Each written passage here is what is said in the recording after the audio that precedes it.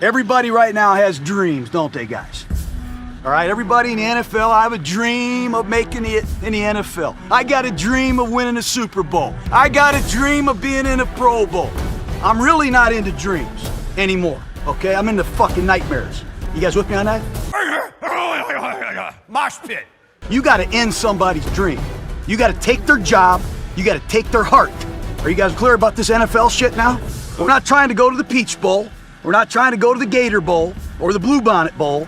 We're trying to go to the Super Bowl. The autumn wind is a pirate, blustering in from sea. With a rollicking song, he sweeps along, swaggering boisterously. The autumn wind is a raider, pillaging just for fun. He'll knock you round and upside down and laugh when he's conquered and won. Just win, baby.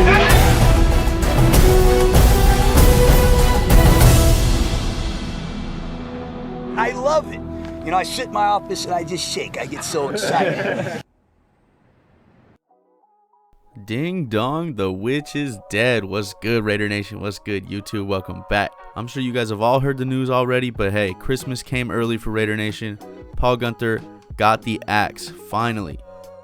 After nearly 3 seasons of bottom tier defense and after a huge blowout loss by the Colts this Sunday, Paul Guenther finally gets fired. John Gruden finally grows a pair of nuts and fires his buddy Paul, who should have been fired a year ago. Defensive line coach Rod Marinelli will be stepping in as the interim defensive coordinator for the rest of the year. And who knows what's going to happen after this year. They may look to somebody else. Rod Marinelli may end up sticking with the job if he wants it. Wade Phillips is a name that's been tossed around by Raider Nation a ton this year. Levi Damien with the Raiders Wire put out an article listing 5 potential defensive coordinator replacements for Paul Guenther after the end of this season.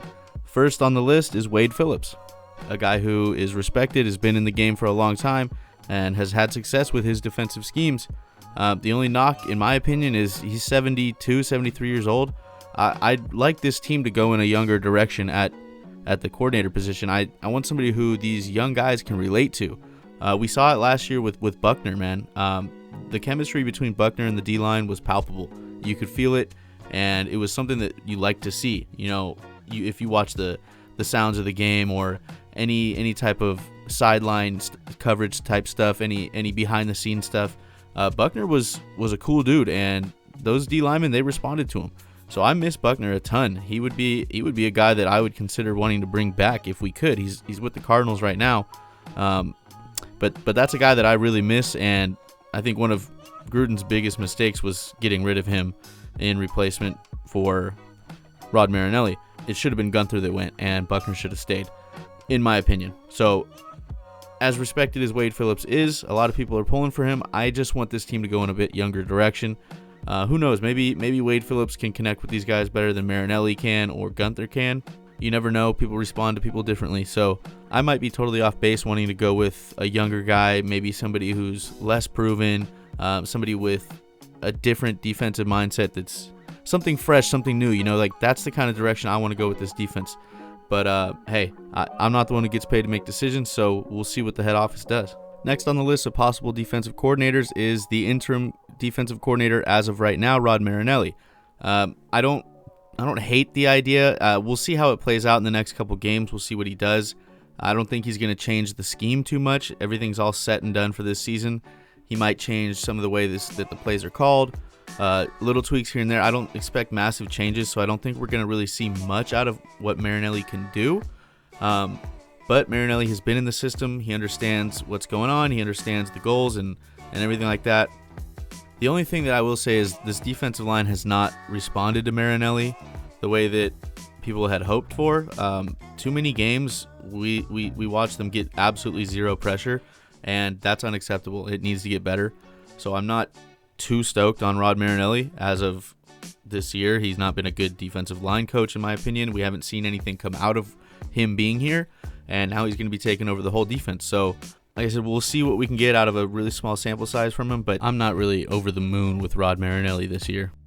Next on the list is Raheem Morris. Raheem Morris took over the Falcons job when Dan Quinn got fired, and he's done a good job of turning that team around. So I'm impressed with Raheem Morris and what he's done. and I don't really know too much of him besides that. So, this is kind of just a fluff piece. Like, none of this really means anything, but I think it's interesting to, go through some of the potential people that could be taking over this defense. Raheem Morris has done a good job over there in Atlanta so far, and he went and shut down this Raiders offense badly, man. The Raiders got beat bad by the Falcons. They locked him up. So I wouldn't be upset to give Raheem Morris a look.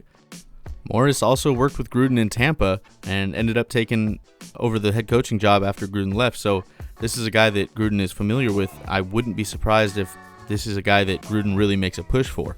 Romeo Crennel, he's another guy that's been in the league a long time. He's been proven. He's taken over the Texans after Bill O'Brien got fired, and he's had a little bit of success over there as well. I'm not really a big fan of Romeo Crennel at this point in his career. Like I said, I'm looking for somebody a little bit younger. Somebody who's looking to get their feet wet and prove themselves. Guys like Paul Guenther and Wade Phillips and Romeo Crennel, they've been around a long time. They have their system. In my eyes, they have their system, and that's what they're going to stick to. Paul Guenther was very, very stubborn in the defense that he ran, even though he didn't have the personnel to execute it. And I'm looking for somebody who's willing to bend a little bit to make his mark. You know what I mean?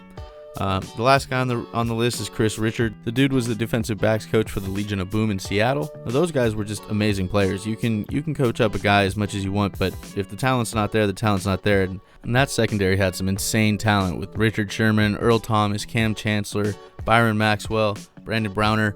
That team was insane in the defensive backfield, and you can't take credit away from the players. So I don't know if Chris Richard was really influential in the success of that team. I do know that Brandon Browner is now serving 8 years for attempted murder, so if Chris Richard had anything to do with that, I don't want anything to do with him. But all jokes aside, Richard went on to be the defensive coordinator for the Seattle Seahawks for 3 years. In those years, his defense was ranked 2nd, 5th, and 11th. So this is a guy that I really think deserves a look. Let me know your guys' thoughts. Who are you looking forward to being the new defensive coordinator? Is there anybody that's not on this list that you guys have in mind? Or is it somebody on this list that you really want? Let me know. Let's talk about it in the comments. Now, we still have to talk about the aftermath of Sunday's loss against the Colts. Obviously, the big thing we already got out of the way, Paul Guenther's fired. This defense has been trash, and they were horrible in this game, giving up over 450 yards, 212 on the ground, 244 in the air. Not going to get it done. And when you have a defense that bad, you cannot afford to, one, turn the ball over, which they did 3 times, and you can't afford to go and settle for field goals when you're on the goal line or in the red zone. And the Raiders did that twice as well. I will say that Derek Carr had a pretty good game. I was happy with the way he played, happy with the way he looked in the pocket, and I think Trent Brown benefited him a lot. We saw the difference that Josh Jacobs and Trent Brown make in that game and the difference that they make for Derek Carr. But the bottom line is, and we've said this plenty of times on this channel, you're not going to have very much success if your defense is giving up 30-plus points a game, which is what the Raiders are averaging, over 30 points a game allowed. You're just not going to win many games like that. It's very hard to win unless your offense is literally top-tier elite offense. You look back to Aaron Rodgers and the Packers. He's had a dominant offense, and he's been able to win shootouts, but his defense wasn't ranked 32. It wasn't the worst defense in the NFL. It was pretty bad, but it wasn't the Raiders' defense. And Aaron Rodgers is Aaron Rodgers. That fool's a magician. He makes things happen, and he's a better quarterback than Derek Carr. So if you have Derek Carr, who I think is a good quarterback, and I think he could lead a team to a Super Bowl and potentially win a Super Bowl. I like Derek Carr. I think he brings a lot to the table, but he's not going to go win you 10 shootouts. He's not Aaron Rodgers. So we need a team that can help Derek Carr out a little bit on defense. If Derek Carr gets a little bit of help from the defense, he gets the ball back a couple more times, it's a totally different game, right? So, look, this is something that's getting addressed finally. We've already talked about it. Paul Guenther's gone. So all we can do at this point is cross our fingers and hope that the defense finds some way to improve. We're starting to see what this team really is, and that's a young team with some talent that's not able to put things together, still missing some pieces, and hasn't been coached very well. Hopefully that culture will start to change, especially on that defensive side of the ball, but we're seeing it happen again. Last year, the Raiders, they were looking pretty good going down the stretch, even with all the adversity that they had to face. On the back half of the season, totally stalled out, went 1-5 for the last 6 games, and missed their chance to make the playoffs. And now the Raiders are on a little bit of a slide again. they've lost 3 of their last 4 games, and the only win that they've had in the last 4 games is against the winless Jets, and that was a controversial win, man. That could have been, very well could have been, and in my opinion should have been a loss. The Raiders should have lost their last 4 games, and that's exactly what we saw last year. They ended up 1-5 the last 6 games, and it was just such a gut punch to, have a team everybody was excited about. Gruden in his second year. We were going to get Antonio Brown. That went sour. We were on Hard Knocks. That was awesome. Darren Waller was balling out. The team looked like it was starting to come together a little bit. Josh Jacobs was a baller. Max Crosby was balling out. Everybody had hope for this team, and then in the late half of the season, it all crashed and burned. And we hit the reset button, came out, looked strong in the first half of this season, got some convincing wins, went out and beat the Saints, beat the Chiefs, beat some good teams, and have put together a decent resume, but have been very spotty throughout the season. Ended up losing games they should have won, going down to the wire with the Jets, getting the crap beat out of them by the Falcons. These are things that expose this team as still a young team that's in a rebuild. A lot of Raider fans, myself included, man, we see this team and the potential that it has. We've seen a little bit of a culture shift with Gruden come in, and we get excited. And we have to ground ourselves and realize that this is year 3 of a total rebuild. John Gruden scrapped this team, and I think they're ahead of schedule a little bit. But being ahead of schedule got our hopes up a little bit, and I think this team is starting to show what it really is. Back half of the season, that wall kicks in, and that's when good teams push through, and teams that aren't so good, they fizzle out. So, look, it's not over for the Raiders. I'm not trying to sound somber and say that the season's over, but playoffs are right around the corner, and now the Raiders, it's not in their hands anymore. It's going to take a Ravens loss and the Raiders to win out for them to clinch a spot. Other than that, there's other situations, but if the Ravens end up winning tonight, it's Monday Night Football. The Ravens are playing tonight. If they end up winning tonight, it's going to be more of a long shot for the Raiders to get in. They're going to need some help. The Titans are going to have to lose. There's some situations. Obviously, it comes down to it. There's a bunch of crazy situations that could happen, but the biggest thing right now that's in their control is they got to win out, and they need the Ravens to lose tonight. I would love to see the Raiders in the playoffs. I don't think they're a playoff team. I don't think they're ready. There's wild card teams that have gone on and done great things. You look at the Giants when they went and beat the undefeated Patriots. Nobody thought that was going to happen. The Giants weren't crazy special. They had some good players on that team. They were talented, but nobody thought they were going to pull off that upset, man. Everybody thought Patriots were going to take it, man, and be totally undefeated and win the Super Bowl, and they shocked the world. So obviously, things can happen. This is the NFL any given Sunday, but I don't think this team's ready for the playoffs. If they do make it in, they're probably going out round 1, possibly round 2, but this team's still got some building to do, and with the firing of Paul Guenther, I think it gives this defense a little bit more hope than it had. We still have some talent on this team, man, that I think with a new coach can be unlocked. Corey Littleton, Nick Kwiatkowski, Max Crosby, Cleve Farrell, LaMarcus Joyner, Jonathan Abram, Malik Collins, Mo Hurst. There's guys on this team that can play. So hopefully a new coach brings in a new culture, and these guys straighten up and they start playing better. And that's all we can hope for at this point, because this team is definitely a defense away from being seriously competitive.